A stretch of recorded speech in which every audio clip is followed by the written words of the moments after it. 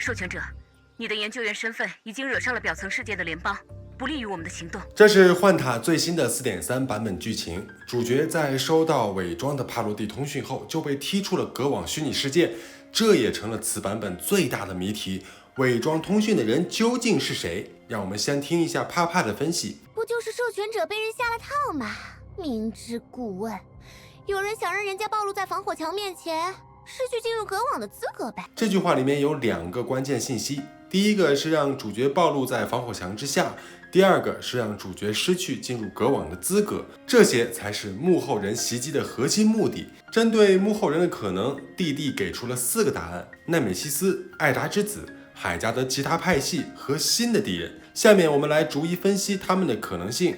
不过在此之前，还要考虑一个没有提到的答案，那就是隔网中的联邦防卫军。在上个版本中，我们知道了联邦也在监视底层世界，而且是一个以安托利亚为长官的组织。但这个分析结果是我们站在上帝视角获得的，剧情里的主角和帕罗蒂并不知情。既然联邦可以掌握主角在底层的活动，那么伪装信息的幕后人会不会是联邦呢？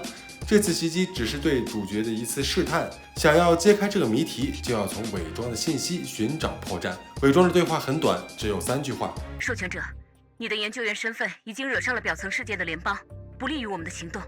哈罗蒂，情况紧急，你现在立刻开折跃门离开，我会帮你换一个身份。现在第一句，授权者，你的研究员身份已经惹上了表层世界的联邦，不利于我们的行动。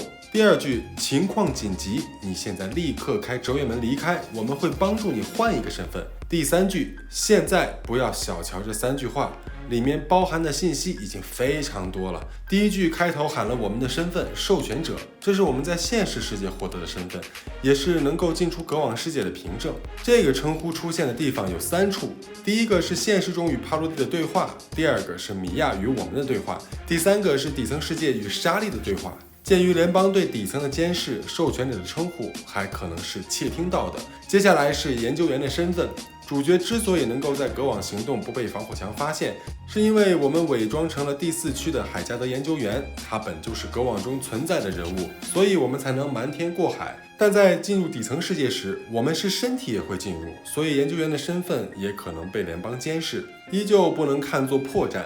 然后是惹上了表层世界的联邦。这句话的线索有2个，第一个是表层世界，说明幕后人是知道隔网分为底层与表层2个世界的。第二个是惹上联邦，刚巧我们的面前就是灰狐的哥哥阿斯拉达，也就是联邦 X 小组的组长，他要提审我们关于联邦档案的事情，就是幕后人说的惹麻烦。这说明他可以实时监控我们的行动，见了什么人做了什么事，他都能知道。这些也是联邦可以做到的。接下来是第1句的最后一个信息，不利于我们的行动。我们的行动是什么？查找戈索托斯宕机的原因，寻找莎莉。人的动机是最难琢磨的。主角的行动目标都是来自于现实世界。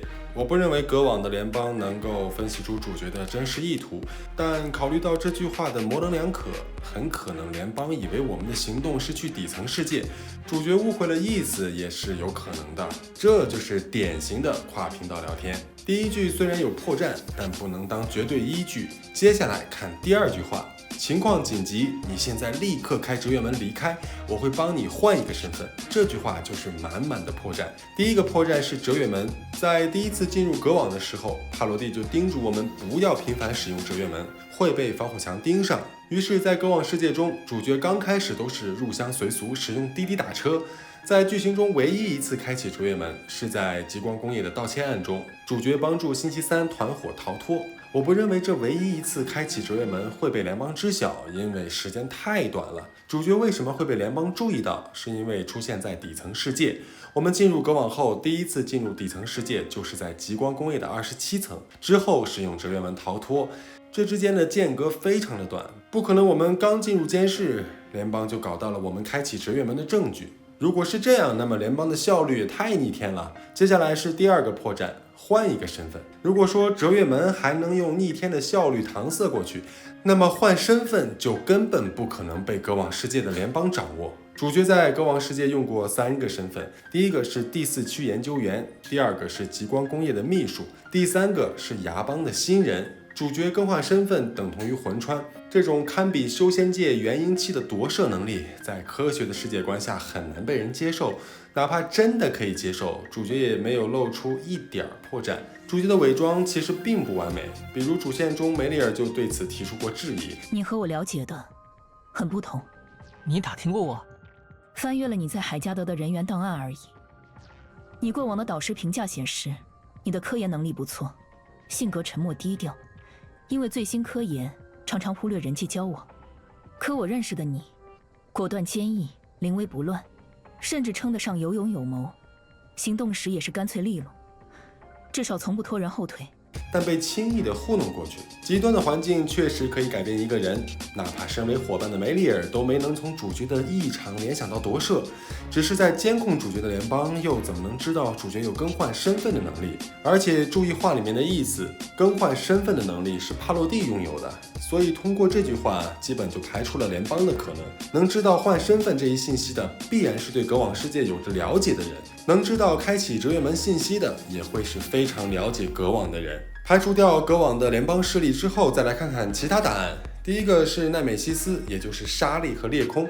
首先是莎莉，我们在底层世界见过2次莎莉，2次见面，莎莉都是希望我们能够帮助裂空，这说明她是不希望我们离开隔网世界的。退一万步来说，如果莎莉这么做是为了保护主角，又何必这么麻烦？用莎莉自己的声音，岂不更有说服力？再说裂空，裂空一门心思都在消灭病毒、复原控制塔、保护格索托斯上，只要主角不去干扰他，裂空也懒得去理会主角，更何况还是去伪装帕洛蒂的通讯。第二个答案是艾达之子。说到艾达之子，就要提到老登贤者。现在的新片头就是贤者基于授权者的力量，艾达之子已经蛰伏很久了，也是时候行动了。但你有没有想过，把主角踢出隔网，贤者能获得什么？冒充主角的授权者身份吗？先不说授权者不是谁想当就能当的，现在因为主角的行动，导致防火墙都升级了。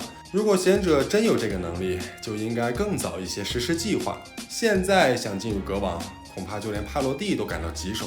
弟弟最新的计划是分片重启防火墙，故意吸引病毒的袭击，这样防火墙就会无暇顾及主角。这也是本次的版本活动重启防御的由来。连了解隔网的帕洛蒂都得采取非常手段，如果幕后人是贤者，岂不是自找麻烦？当然，不排除贤者有着不为人知的方法，那依旧从伪装的信息来判断。里面的很多信息可以用内鬼获取来解释，但是实时监测主角的活动，艾达之子却是做不到的。如果可以做到，在9域之后，弗利嘉就不会说艾达之子无计可施了。接下来是第三方势力，海加德的其他派系。帕洛蒂和我们所属的派系是支持元能的未来人类主义，其他派系就是不支持元能的卫瑟艾达主义。不过这里的派系与大灾变前是不同的，大灾变前2个派系的诉求是极端的，一方希望大力发展元能，一方希望彻底放弃元能。但在大灾变之后，2个派系开始达成了共识，保持现有的元能发展情况不变，不再修建新的幻塔。现在格索托斯出问题，受影响的不仅是9域的新幻塔，其他时空的旧幻塔也受影响。格索托斯宕机影响的是2个派系的共同利益，所以修复格索托斯对2个阵营都有好处。将主角踢出隔网，海加德的其他派系同样是受害者。接下来是最后一个答案，新的敌人。这也是小峰最不愿意分析的结果。新的敌人意味着未知，意味着我们对他一无所知，但他却掌握了我们所有的信息，不仅知道授权者和换身份，还能实时监控我们的一举一动。我们在明，敌人在暗，这种被动将会让隔网之行充满变数。那么新的敌人真的存在吗？小峰重新整理了隔网版本的资料，还真的发现了一个势力。隔网版本开服至今，大家有没有思考过一个问题？是谁创造了隔网？哪怕格索托斯拥有演算世界的能力，但究竟是谁主导创造的呢？简单的来说，是谁在背后布置了隔网这个局？从演算大灾变的亚夏到裂空的回归，一切都应该有一个幕后的黑手。之前我们把裂空的行动算到了贤者的头上，因为他曾经是赦免天使。但在进入隔网后，贤者也是焦头烂额，显然裂空并不是贤者能掌握的，而是合作关系。那么这一切的幕后之人是谁呢？小峰在版本初的设定资料中找到了答案，初代授权者卢修斯。可能很多人都是第一次听到这个名字，但这个人名早就出现了。在在未来人类主义的介绍中，卢修斯就是海加德前任轮值授权者。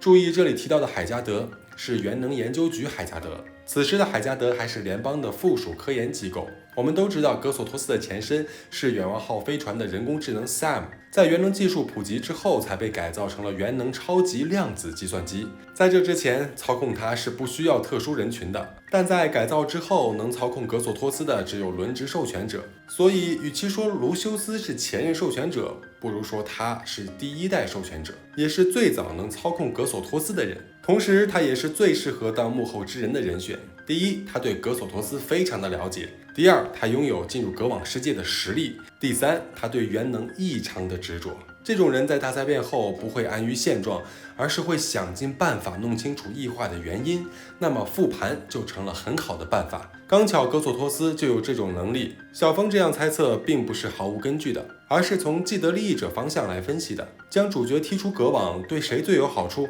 真正的受益方是格网，怎么可能呢？主角现在改变了历史，拯救了星期三，这不是好事吗？对个体而言确实是好事，但对格网整个世界来说并不是，因为主角本来就是外来者，主角的介入就像病毒的入侵，没人会容许自己的领地被别人踏足。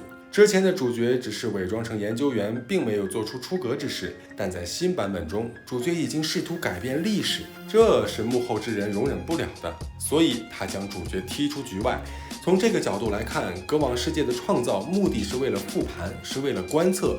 过去的格网肯定演算过无数遍，直到裂空的回归才出现了变化。裂空同样是变数，为什么没有像主角一样引起幕后人的反感？从帕洛蒂的口中，我们得知裂空的能量和异病毒体是同源的，那么就得出了一个大胆的猜测，是卢修斯创造出了格网世界和裂空，但是裂空却在意外之中流失到了外界，被贤者得到。贤者为了获得授权者的力量，一直想办法激活裂空，方法就是赦免天使的实验，直到沙利的出现，体质完美的与裂空融合之后，贤者和裂空达成了合作，或者说贤者以为他掌控了裂空，直到9域裂空的失联，他终于回归到了格网。卢修斯多年的实验也终于回到了正轨，但就当这个时候，主角与海加德开始介入。卢修斯一方面痛恨我们的介入，一方面又得做好伪装，不让人发现他的存在，所以才会伪造信息，让我们暴露在防火墙的面前，被当作病毒清除出去。而能做到这一切，也说明了一个问题：卢修斯很可能不存在现实世界之中，而是蛰伏在格网的世界里。只有这样，他才能实时掌控主角的行动；只有这样，他才能不被海加德发现；只有这样，他的通讯才会从表层世界介入；只有这样，他才能掌握格网外的信息。因为这些东西都是他玩剩的。如果这个猜测成真，主角接下来面对的敌人可就太强大了。他是格网世界的创造者，是第一代授权者。从格网世界角度来看，成为创世神也不为过。不过我们也不是毫无优势，重启防火墙就是降维打击。他在格网称无敌，我有外援言不败。如果比喻起来，就是电脑里的超级病毒 vs 不断升级的杀毒软件。既然他知道格网中可以换身份，那他在格网世界的身份可能并不唯一，甚至比我们还要更加灵活。这种换个身份就能换个人生的体验，我都怀疑他已经不想回到现实了。现在最希望的可能就是裂空处理掉异病毒体，阻止大灾变的发生，这样格网就成了他一个人的后花园。这何尝不是另一种永生呢？本期内容虽然有些天方夜谭，但也是从现有内容可以推导出的极致。而且帕洛蒂提出新敌人的这种可能，说明文案也往这个方向考虑过，这就是下意识的透露信息。所有的解读解析之所以能够准确命中答案，并不是解读者多么的厉害，而是因为创作者对设定的执着，越是贯彻设定，透露的真相也就会越多。幻塔的故事或许不能让所有人满意，但背后的创作者一定是用心在制作的。好了，本期就到这里，关注小峰，带你体验不一样的幻塔。